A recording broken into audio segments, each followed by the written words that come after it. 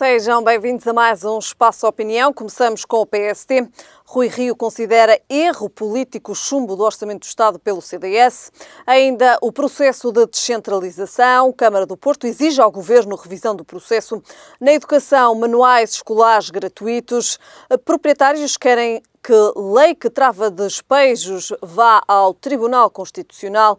E na política internacional, falamos da França. Macron sobrevive a 2 moções de censura. São então estes os temas que temos hoje em análise e comigo em estúdio tenho Pedro Meira. Pedro, obrigada desde já pela sua presença. Pedro, começamos precisamente por falar do PST, começamos por falar do Rui Rio e das declarações relativas então aqui à entrevista de Assunção Cristas, que diz então que possivelmente o CDS vai chumbar o Orçamento do Estado para 2019 e o Rui Rio considera isto um erro político. Helena, boa noite e boa noite a todos os telespectadores que nos seguem. O Rui Rio, ao fim de 8 meses de governação do Partido Social Democrata, percebe finalmente, ao fim de 8 meses, uma coisa, que quem estava a ocupar e quem ocupa, no fundo, no panorama político, o papel de grande opositor do governo de António Costa é o CDS e é a Assunção Cristas. Tem, de facto, sido a líder da oposição, isso é de uma forma muito clara. Aliás, isso basta observar e estar de uma forma atenta até à escolha dos slogans do CDS, a primeira escolha, etc e tal. O Rui Rio, pura e simplesmente neste período já quase pré-silly season, como se dizer-se, começa a querer criar aqui alguns soundbites e a atacar, no fundo, o papel do CDS nestes últimos meses, dizendo que, no fundo, que Assunção Cristas, ao estar a dizer antecipadamente que vai votar contra um documento que desconhece, que é o Orçamento do Estado para o próximo ano, que está a cometer um erro político. Mesmo um erro político, Pedro? Eu não consigo que seja um erro político. Porquê? Porque Assunção Cristas diz, e bem de uma forma clara, que vai votar contra. Porquê? Porque não se revê nos grandes quadros e nas grandes ideias do Partido Socialista e destas esquerdas unidas nos últimos anos, e que antevemos também que vai acontecer, porque o Orçamento do Estado vai acolher também estas ideias do Partido Comunista e do Bloco de Esquerda, e Assunção Cristas está contra estas linhas gerais. E como está contra estas linhas gerais, de uma forma muito clara, para os portugueses diz que o CDS não está de acordo com esta política do Partido Socialista, vai votar contra. O Rui Rio, mais uma vez, e isto parece perseguição, mas não é, não se conhece, de facto, o pensamento do Rui Rio, não se conhece qual é o caminho que o Rui Rio quer para o país, não se conhece quais são as posições do Rio relativamente às grandes questões de governação, qual é a alternativa que o Rui Rio tem e o PSD tem neste momento ao Partido Socialista, e de facto, o estar a atacar o CDS é, para mim, o grande erro estratégico de Rui Rio, portanto, na oposição. Não é assim, não é atacar o CDS que o Rui Rio vai ocupar o papel, no fundo, de quase de charneira da oposição. O Rui Rio poderia, e bem, a meu entender, ganhar esse plano, esse papel, se tivesse um papel mais crítico ao Partido Socialista, se conseguisse explicar aos portugueses qual é, de facto, a alternativa que o PSD hoje apresenta ao PS e ao governo também do PCP e Mas da há aqui CDU. uma certa abertura por parte de Rui Rio também ao CDS. Nenhuma abertura. Tal como disse Rui Rio, caso o Orçamento do Estado seja chumbado, não passe, de facto o Rui Rio mostrou aqui alguma abertura à Assunção Cristas e ao CDS? Eu acho que não. O Rui Rio é, como eu sempre disse, desde que o Rui Rio tomou posse, porque não sou eu que o digo, são os atos do Rui Rio que o espelham e que o manifestam, é um candidato a vice-primeiro-ministro, é um candidato a ser um coadjuvante de um bloco central, pura e simplesmente. Isso, para mim, cada vez fica mais claro e vai ficar ainda mais claro depois deste período de verão e depois deste período, quando houver uma calmia agora desta questão do Bloco de Esquerda de Ricardo Robles e com o enfraquecimento do Bloco de Esquerda, vamos ainda a percebermos mais do papel de Rui Rio neste caminho para o Bloco Central. Isso, para mim, é uma Mas acha que é um deixar enfraquecimento do Bloco de Esquerda? Total. Há um enfraquecimento total do Bloco de Esquerda que, em termos até de poder negocial depois com o Partido Socialista, que se vai notar e se vai refletir. É que Catarina Martins já admitiu que, possivelmente, esta postura relativamente a Ricardo Robles não terá sido a melhor por parte da Catarina Martins. Acha que, de facto, este caso, Martins, de alguma forma, beliscou o Bloco de Esquerda? Totalmente. Este caso beliscou o Bloco de Esquerda, porque pura e simplesmente, não falo na questão em si, eu falo sobretudo na questão principal, que é a questão da incoerência por parte do Bloco de Esquerda e a superioridade moral que Catarina Martins, sobretudo, pregou junto dos outros partidos. E isto, no fundo, virou-se, neste caso, o feitiço contra o feiticeiro, e isso vai enfraquecer, sem dúvida alguma, o Bloco de Esquerda. Em meu entender, vai reforçar aqui um pouco o PCP e vai permitir ao PS também ganhar outro poder negocial junto do Bloco de Esquerda. Agora, respondendo à sua questão, se isto é uma abertura do PSD ao CDS, não há abertura nenhuma. Quem abre a porta aqui já neste momento é o CDS e a Assunção Cristas a Rui Rio, que diz o seguinte, que diz que ainda é muito cedo, tudo é possível, caso o Orçamento do Estado não passe, e nas próximas eleições tudo será possível de acordo com os resultados.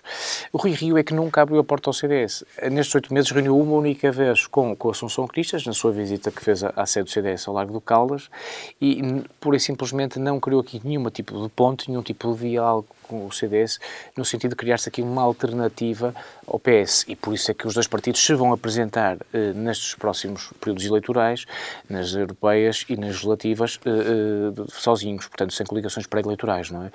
E, portanto, eu acho que o Rui Rio continua aqui de uma forma até que eu considero primária, atenção, primária do ponto de vista da prática política, com todo respeito, que é o seguinte, que é incorrer sempre em erros constantes. Até nesta questão de querer-se afirmar como o grande partido da oposição, o criticar o CDS só está a dar valor ao CDS.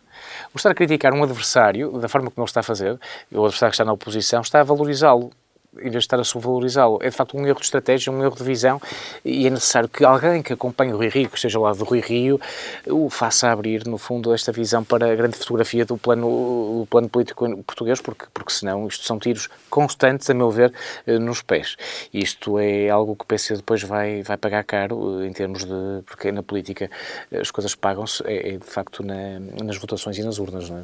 E acha que isso se vai refletir nas próximas eleições? Não tenho a menor dúvida. Os portugueses não veem hoje no PSD e em Rui Rio uma alternativa concreta a António Costa. Isso não há, para mim, dúvida nenhuma. Rui Rio é um candidato a vice-primeiro-ministro. Isso não temos a menor dúvida. São os factos que o dizem, não somos nós, não é? Acha que mesmo ainda, digamos assim, um balanço um pouco também provisório daquilo que tem sido a liderança de Rui Rio, mas acredita e acha que não vamos ver um Rui Rio como principal, digamos assim, como líder do principal partido da oposição? Em termos formais, ele é o líder do principal partido da oposição, em termos de número de militantes, em termos de estruturas, mas neste momento quem de facto tem liderado a oposição é o CDS e a Assunção Cristas, e daí o ataque também agora de Rui Rio ao CDS, não é? Acha que é de facto por aí também? Eu acho que é por aí, porque o Rui Rio teria que criticar, no fundo, mais do que o voto contra do CDS, ou portanto um opositor ao governo socialista e ao governo das esquerdas, teria que criticar de uma forma efetiva, prática e concreta, com números, com factos, relativamente às grandes questões, o Partido Socialista, e não o faz. Não é? E, portanto, é para mim mais um erro estratégico de Rui Rio nesta questão de querer afirmar-se como líder, portanto, da oposição. Não é? Vamos ver. Vimos Santana Lopes, que era o seu número 2 até no Conselho Nacional, já a querer sair do partido, a querer formar um novo partido, enfim, o PSD... Que consequências tem a saída de Santana Lopes para o PSD? O PSD, a meu ver, e isto é um bocado forte o que eu vou dizer, mas eu sou muito prático, muito objetivo nas coisas, e eu acho que o PSD neste momento é uma casa a arder, internamente, porque o PSD, há vários PSDs lá dentro, temos uma facção de Luís Montenegro muito ativa nesta oposição interna, que está a fazer Rui Rio. Temos o Santana Lopes, por um lado, também a ameaçar que vai sair e que vai formar um novo partido. Vamos ver se vai concretizar ou não, porque Santana Lopes também não é muitas vezes consequente no que diz e depois no que faz. Vamos ver se o vai fazer. E, portanto, isto enfraquece, fragiliza o PSD. Isto não fortalece o PSD. Não vemos aqui uma liderança, digamos, unânime, quase, dentro do Partido Social Democrata, não é? Os partidos também não é necessário que haja esta unanimidade, não é? Haver unidade sem unicidade, como se costuma dizer. Mas vê-se que há muita oposição interna e há muito descontentamento por parte das bases relativamente ao trabalho do PSD, não é? Muito portanto, bem. Rui Rio ali à frente do PSD. Pedro, de facto, agora depois de falarmos então aqui destas declarações de Rui Rio, relativamente então à posição do CDS, relativamente ao Orçamento do Estado para 2019, falamos da descentralização. A autarquia do Porto exige que o Governo reveja todo o processo de descentralização. Helena, a descentralização é um fenómeno, no fundo, do direito administrativo e da prática administrativa muito importante. É algo que vem previsto na nossa Constituição e é algo que tem que ser implementado cada vez mais. Somos um país muito pequenino, em termos geográficos, e, portanto, acho que mais do que falarmos em regionalização e darmos esse grande passo que teria que ser muito bem pensado, muito bem analisado e muito bem estudado, temos que falar na descentralização de competências por parte, portanto, do Governo para a administração autónoma, que são as autarquias locais. E houve 2 anos de negociação entre o Governo e a Associação Nacional de Municípios Portugueses. E nesses 2 anos de negociação, negociou-se uma transferência de competências por parte do Estado, por parte do Governo, para as autarquias, em matérias de educação, em matérias de saúde, em matérias, por exemplo, de habitação social. E, nesse pacote de negociação, entendeu-se que, além de haver esta transferência de competências, esta transferência de competências tem que ser acompanhada também por transferência de receitas, por transferência de verbas, porque sem verbas e sem receitas nada se faz, não é? Porque não basta ter só as competências, é preciso ter dinheiro para as executar e para as implementar. E então entendeu-se que as autarquias iriam ficar com 7,5% das receitas do IVA cobrados pelos próprios municípios. O IVA cobrado pelos municípios no alojamento, na restauração, nas comunicações, na eletricidade, água, luz, por aí fora, não é? Rui Moreira e não só, foi uma reunião de Câmara muito interessante, esta última reunião com o Rui Moreira, no fundo também a ir de encontro ao pensamento, o Hilda Figueiredo a ir de encontro ao pensamento de Rui Moreira, e entendo o seguinte, entendo que esta transferência de competências e esta transferência, no fundo, de receitas e de verbas do IVA é algo que é muito subjetivo e é muito indefinido, porque fala-se agora numa redução do IVA na eletricidade e, portanto, é algo que é muito volátil esta transferência de receitas e não há números concretos, não é? Podemos estar agora a transferir uma competência numa determinada área, acompanhada de uma determinada receita, mas depois essa receita não vai acompanhar, no fundo, o trabalho e as competências que têm que ser realizadas e concretizadas. E isso está precisamente em causa. É o envelope financeiro. Esse envelope financeiro vai permitir o quê? Aumentar também nos orçamentos municipais, entre 2% a 10%. Ou seja, isto é muito interessante. Eu gosto muito deste tema. É um tema que eu acompanho já há bastantes anos. Quando foi a questão das comunidades intermunicipais, houve alguns municípios que eram contra. Eu sempre fui a favor dessa descentralização, porque antes de passarmos à regionalização tem que haver este trabalho de SAP, este trabalho no terreno da descentralização, não é? Isto é um processo que vai ser obrigatório até 2021. Vamos ter aqui um período de 3 anos em que os municípios se vão poder adaptar, se vão poder preparar, também em termos de quadros, em termos de organização. Porquê? Por exemplo, em termos de saúde, os municípios vão passar a ter competências na questão da limpeza, na questão da organização dos centros de saúde e, portanto, isto vai implicar determinado tipo de trabalho e de atribuições e de competências que os municípios até hoje não faziam. Os municípios vão ter que se preparar a vários níveis, não é? E, portanto, isto é um trabalho aqui, um período de adaptação por parte das autarquias e, portanto, as autarquias vão implementando consoante as suas dinâmicas, não é? Rui Moreira entende que, como a Helena dizia muito bem, essa palavra muito interessante que também Rui Moreira ontem utilizava, a questão do envelope financeiro, não é? A questão da transferência, além da competência, a transferência dos dinheiros. Sim, senhor. A partir de agora, as autarquias têm também 7,5% da receita do IVA, relativamente àquilo que nós falámos há pouco. Mas essa receita do IVA pode ser variável consoante depois haja ou não reduções, por exemplo, na questão da eletricidade, não é? E Rui Moreira quer ter, no fundo, mais certezas e mais segurança nessa matéria. Hilda Figueiredo e falava... no fundo também, e peço desculpa por interrompê-lo, o facto aqui as autarquias vão ter outro papel, outra função, outra responsabilidade. Sim, completamente, outro papel.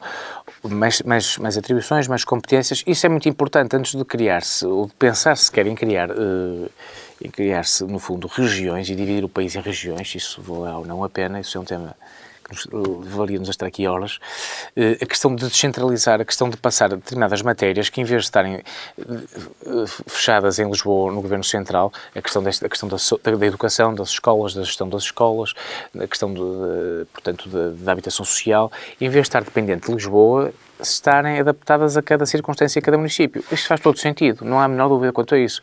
Agora, é importante que os municípios se preparem para isso, não só em termos de competências, mas também em termos de funcionários, em termos de quadros, não é? Porque é preciso fazer uma adaptação das pessoas também para essas funções. Não é só dizer, meus amigos, a partir de agora vocês podem fazer isto e aquilo. Mas como é que nós vamos fazer isto se não temos meios para isso e se não temos o tal envelope financeiro vem curto? não é? E é este processo que tem que ser, este processo que é um processo evolutivo até 2021, que tem que ser muito bem trabalhado. Agora, não tenho dúvidas que este é o caminho, o descentralizar. É assim que se faz é assim, já o professor Manuel Lopes Porto, um professor de Coimbra, um professor fantástico, falava nisto e na questão da descentralização. No norte da Europa, as cidades, as boas cidades, as cidades que funcionam bem, têm 200 mil habitantes cada uma, não é? E, portanto, é necessário haver este processo de descentralização. Isso não há, para mim, a menor dúvida. Agora, se vai ser ou não bem feito, isto é óbvio que tem que haver aqui um processo de adaptação e um processo de evolução. Há pouco ia falar de Hilda Figueiredo. A questão da Hilda Figueiredo, esta questão da última reunião da Câmara foi uma reunião interessante porque houve a apresentação, segundo sei, assim ao de leve, 2 moções por parte do PSD e por parte, creio eu, do Partido Socialista. Relativas a este processo de descentralização. O vereador do PSD, Álvaro Almeida, sei que apresentou, portanto, uma moção neste sentido também, e falava-se na questão da criação de uma comissão de acompanhamento, e Hilda Figueiredo muito bem, com a sua experiência de autarca, foi vereador da Câmara Municipal de Viana do Castelo também durante alguns anos e agora está a fazer o seu papel. É uma pessoa bastante interventiva. Isto para não se dizer que eu critico também é verdade, isto tem que ser dito, e o Rui Moreira acompanhou nisto, que é o estarmos a criar mais uma comissão de acompanhamento, no fundo é para querer satisfazer ou acalmar as pessoas que estão um bocado contra este fenómeno da descentralização, não é? Para ter mais uma comissão que não faz qualquer tipo de sentido. Isto é um processo evolutivo, não é? Não vai ser um processo perfeito à partida, e é preciso que as pessoas tenham consciência disso, e os autarcas. Isto tem que se ir trabalhando, porque é um fenómeno novo no nosso panorama administrativo, não é? E precisa de um processo de adaptação. Pedro, falamos agora de educação. Falamos dos manuais escolares gratuitos. Certo, Helena, muito bem. Os manuais escolares gratuitos é um fenómeno muito interessante porque nós acompanhamos como alunos, como pais, a questão dos manuais. Os manuais são utilizados pelas crianças 1, 2, 3 vezes num ano, não é? Muitas das vezes, e depois ficam na prateleira e não são reutilizados. Foi criado agora um programa e uma plataforma na internet, a plataforma chamada Mega, que é Manuais Escolares Gratuitos, onde estes manuais vão estar, são 500 mil alunos, portanto do 1º ao 6º ano, que vão poder usufruir destes manuais que vão depois ser reutilizados. Pelo que eu sei, as pessoas podem inscrever-se numa plataforma, num site, que depois são emitidos uns vouchers, onde as pessoas depois vão poder ir levantar esses livros e vão poder utilizá-los e poder depois ser reutilizados por outras gerações. Eu acho que isto faz todo sentido, não é? É uma medida positiva. É uma medida extremamente positiva e já há muitos anos que se fala nisto e acho que peca só pelo facto de ser tardia, e lá está, são medidas que são lançadas e depois são aprimoradas e são melhoradas, não é? E acho que isto é muito, muito importante. Agora, como vai funcionar? Sei que há essa plataforma, sei que há esse site, os pais inscrevem-se, portanto, o sistema emite um voucher e depois as pessoas podem ir fazer esse levantamento, portanto, dos livros no âmbito desta plataforma de disposição dos livros gratuitos. Faz todo sentido. É inacreditável como é que nós tínhamos livros que eram utilizados por miúdos e depois parados, estavam na prateleira, deitados fora. Até as próprias editoras tinham esse fenómeno muitas vezes não sei se a Helena acompanhava, nas editoras de venda depois ao público com descontos substanciais, porque não faz qualquer tipo de sentido que não sejam reutilizados, não é? E, de facto, é também uma grande ajuda para as famílias portuguesas, que todos os anos... Sobretudo, isto no orçamento familiar são valores absolutamente, não diria absurdos, porque isto é um investimento na educação, que é um investimento prioritário de qualquer família, mas são orçamentos altíssimos. Isto levava os orçamentos familiares a números e a valores brutais, não é? Muito bem. Pedro, agora falamos da questão do arrendamento. Os proprietários querem lei que trava despejos no Tribunal Constitucional. Muito bem. Helena, o que é que se está a passar? O arrendamento urbano está a ser novamente reavaliado, a legislação do arrendamento urbano está a ser novamente avaliada e prevê-se que haja alterações à lei do arrendamento urbano até março do próximo ano, até março de 2019. Eu queria começar aqui por um ponto. Fala-se muito na lei Cristas e na lei de Cristas e eu acho uma graça, isto é de uma ignorância absolutamente, desculpem-me o termo, uma ignorância total de quem não está realmente muito focado e muito focado na matéria ou não leu sequer o preâmbulo da lei. A lei não é da Assunção Cristas, nem do António, nem do Manuel. A lei é uma aplicação do plano da Troika para quando surgiu a crise no mercado imobiliário, o arrendamento fosse potenciado e o arrendamento fosse dinamizado. Isto foi uma adaptação, no fundo, das grandes diretrizes da Troika e foi aplicado depois em Portugal e foi elaborada uma lei para tentar dinamizar o mercado de arrendamento. Ficou conhecido pela Lei Cristas. Mas a lei não é a lei de Assunção Cristas. Tomara a doutora Assunção Cristas ela ter leis com o seu nome. A lei é uma adaptação, uma imposição quase da Troika. Meus amigos, houve esta crise do mercado imobiliário, as pessoas, de uma forma muito simples, em vez de comprarem agora casas, o que têm por aí simplesmente que fazer é começar a arrendar casas. E para isso é necessário alterar a lei. Agora, se a lei teve esse efeito ou não, isso é outra questão. Esse é outro ponto da situação. O que é que acontece? Agora, entendeu o Governo que deve haver uma alteração a essa lei e está a ser discutido em sede parlamentar. E até março de 2019, entendeu também o Governo que devia ser criado um regime extraordinário e transitório para pessoas que tenham 3 situações. Portanto, que vivam na casa há mais de 15 anos, que tenham 65 anos ou mais e que tenham um grau de deficiência de 60% ou mais, não é? Estas pessoas, se cumprirem estes requisitos, os proprietários, portanto, os senhorios, não os podem despejar e não se podem opor à renovação do contrato de arrendamento, ok? Até março de 2019, durante este período, até surgir a nova lei. A Associação de Proprietários Lisbonenses, através do professor Menezes Cordeiro, junto da Provedora de Justiça e de Maria Lúcia Amaral, pediu que houvesse uma fiscalização da constitucionalidade desta lei. Solicitou para que o Tribunal Constitucional se pronuncie dizendo se isto é ou não constitucional, se isto vai ou não ferir os interesses constitucionalmente protegidos dos proprietários e o direito à propriedade. No fundo, porquê? Porque as pessoas que estão nessas casas, quando foram para lá, tinham contratos a prazo, contratos de 5 anos, que se iam renovando. Ou seja, o proprietário, o dono da casa, quando arrenda a casa à pessoa, é com o intuito de eu alugar a casa à pessoa não com 65 anos, com 50 anos e diz assim, meus amigos, o senhor vem aqui para casa, vai ficar aqui 5 anos, fazemos um contrato, sim senhor, o contrato vai-se renovando, faz um contrato de mais de 5 anos. Entanto, a pessoa chega ao fim de 65 anos e, com esta alteração, com este regime excepcional transitório, passa a ter no contrato a prazo um contrato quase ad eterno, um contrato vitalício. Isto defrauda, sem dúvida alguma, o proprietário.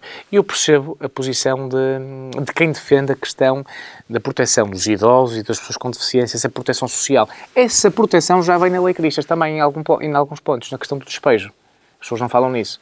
Não falam nisso porque também não trabalham com isso todos os dias. Eu, como trabalho com esta lei todos os dias, também estou mais dentro do tema, é natural. E isto é importante que se diga, que esta questão social é, de facto, uma questão importante. O estar agora a despejar realmente pessoas idosas, o país cada vez mais idoso. Agora, é preciso também pôr-nos no papel dos senhorios.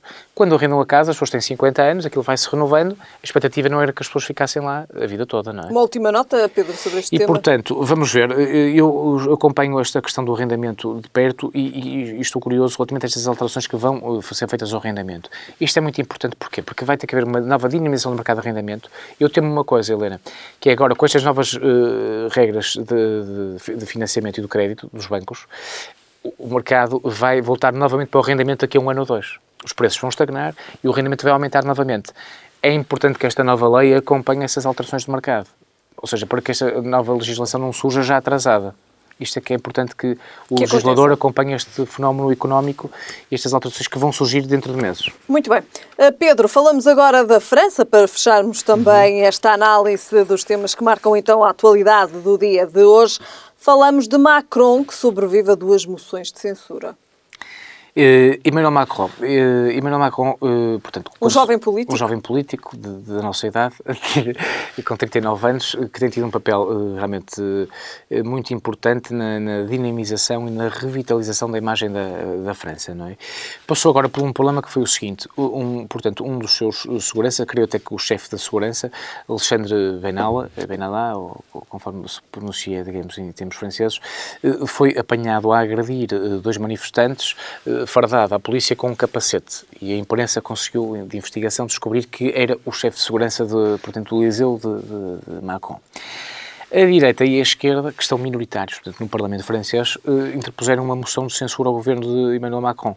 Emmanuel Macron, com o seu partido Républicain En Marche, que é um partido maioritário na Assembleia, conseguiu que estas moções de censura não passassem. Portanto, isto no fundo foi uma tentativa dos partidos de fragilizar o papel de Macron, pegando nesta situação que de facto é grave, de um segurança agredir os manifestantes. Agora, é necessário também que o Eliseu e que Emmanuel Macron se afastasse e no fundo se desviasse deste comportamento. Mas Macron e é isso que eu admiro. É uma pessoa que eu não tinha, digamos, não me tinha caído muito no goto e que vou agora melhorando, conhecendo e aprofundando o conhecimento, e acho muita graça, de facto, à forma como ele está a atuar. Ele deu a cara por este chefe de segurança, isto é muito importante, não deixou cair o seu homem, deu a cara por ele, e Macron tem tido um papel neste último ano, um papel muito importante à França. Pedro. Tem dado um novo impulso, quer dar um novo impulso à União Europeia, um papel muito importante da França na União Europeia, criar uma força de defesa comum a nível europeu, em que a França tem um papel primordial.